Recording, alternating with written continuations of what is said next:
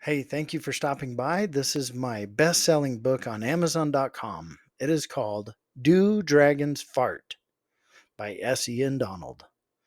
Do dragon farts stink? I know that's what you might think.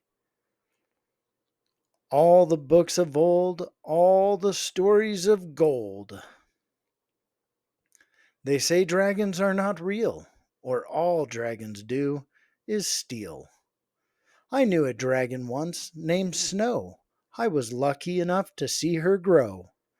She came from a stranger who said she would not be any danger. He came in on a whim, on his face was a grin. He said, "If your parents don't mind, and you promise to be kind, I have something to lend if you'll be her best friend." Snow came from an egg, out first came a leg, then came a horn, and this is how the dragon was born. At first she was so tiny, I remember her being spiny. That dragon was so cute until the very first toot. Now, as smart as I may be, you could not fool me, for the smell was so tart it couldn't be anything other than a dragon fart. It burnt my nose, it burnt my clothes, it stained the house, it killed a mouse. It made me run, but not for fun. It made me feel like that dragon could steal. I thought, take it all, please, even the wall. She could have my bed, there was nothing I would have said. Take it all, I insist, not a single thing will be missed. Just get that fart out of my nose and off of my clothes. For there is no art quite like a dragon fart. Now, cute as it may be, that smell could kill even a tree. You, like me, would have to flee, for in fresh air you'll need to be. As Snow grew and grew, her fart started to glow green and blue. Dragons aren't dangerous because they breathe fire, for whoever said that was a liar. For it's the dragon farts that are so dangerous. Just one and you'll be done. Don't get me wrong, a dragon's breath is not roses, and the flames do come out their noses. Just one toot from a dragon and you'll be hauled out in a wagon. Snow's heart grew, and her farts did too. The gases took to the sky and made everybody in the neighborhood cry. Dragon fart green clouds that can cover entire crowds. With one flap of the wings, dragons make fart rings. For dragon farts will choke you out, even as they sneak about. Though Snow was my very best friend, her farts became a trend.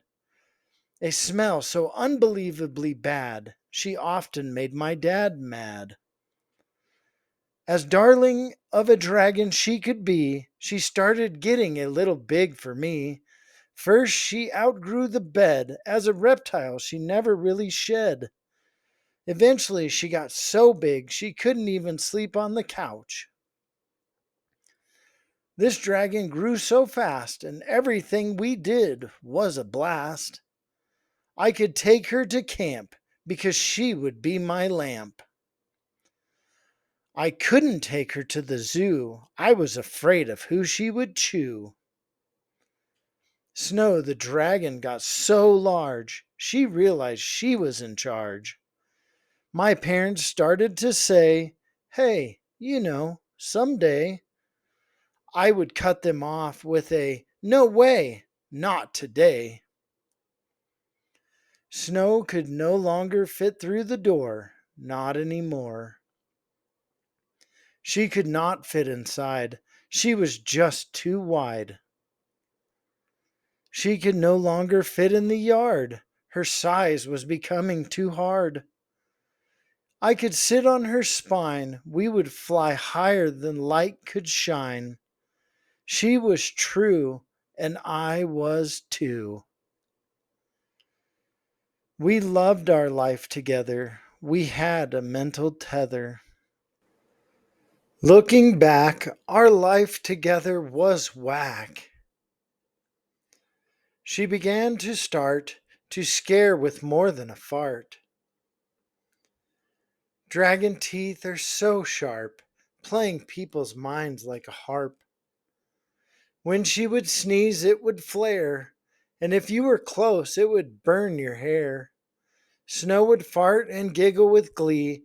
Her laughter would shake every tree. That dragon could sing a tune that would clear the moon.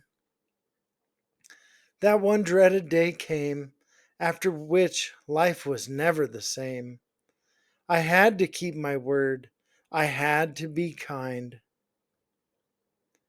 I promised that man so long ago that someday I would let her go.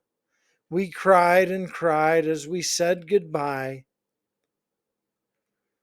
I promised I'd try to find her someday. I could smell her fart from a mile away. We laughed one last time. I looked in her eyes and I knew she was in her prime. We knew that it was time, if to keep her would be a crime. So I said to her, "Go, be free. Please don't forget about me." As I watched her fly into the night sky, I knew I would always try. As she faded into the stars, she became a constellation of her own. I would see her outline in the moonless nights, a shape moving against the lights of the pinholes in the fabric of space. I'd sit and listen night and day, hoping to hear her swoosh coming my way. Now I am old and gray, and it's been a long while since she's been away. Every night I see the moon, I sit quietly and listen for her tune. Thank you for reading my story. If you see my dragon Snow, please let her know that I'm still waiting for her. Getting old and gray, waiting day by day, looking to the stars to say, "Today is your day. We meet again, old friend." The end. Thank you for reading this story. Please leave an honest review of this book in the comments. Subscribe and like. If you have time, get on Amazon and leave a review for this book. Thank you so much.